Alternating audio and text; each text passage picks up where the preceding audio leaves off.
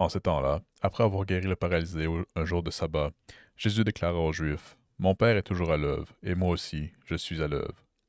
C'est pourquoi de plus en plus les Juifs cherchaient à le tuer, car non seulement il ne respectait pas le sabbat, mais encore, il disait que Dieu était son propre Père, et il se faisait ainsi l'égal de Dieu. Jésus reprit donc la parole, il leur déclarait, Amen, Amen, je vous le dis. Le Fils ne peut rien faire par lui-même, il fait seulement ce qu'il voit faire par le Père. Ce que fait celui-ci, le Fils, fait pareillement. Car le Père aime le Fils et lui montre tout ce qu'il fait.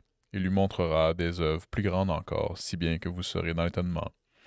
Comme le Père, en effet, relève les morts et les fait vivre, ainsi le Fils, lui aussi, fait vivre qui il veut.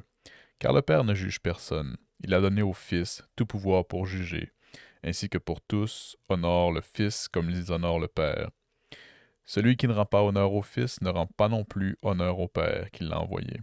Amen, amen, je vous le dis. Qui écoute ma parole et croit en celui qui m'a envoyé, obtient la vie éternelle, et il échappe au jugement, car il a déjà passé de la mort à la vie. Amen, amen, je vous le dis. L'heure vient, et c'est maintenant, où les morts entendront la voix du Fils de Dieu, et ceux qui l'auront entendu vivront. Comme le Père, en effet, a la vie en lui-même, ainsi a-t-il donné au Fils d'avoir, lui aussi, la vie en lui-même. Et il a donné pour pouvoir d'exercer le jugement, parce qu'il est le Fils de l'homme. Ne soyez pas étonnés. L'heure vient où tous ceux qui sont dans les tombeaux entendront sa voix. Alors ceux qui ont fait le bien sortiront pour ressusciter et vivre, et ceux qui ont fait le mal pour ressusciter et être jugés.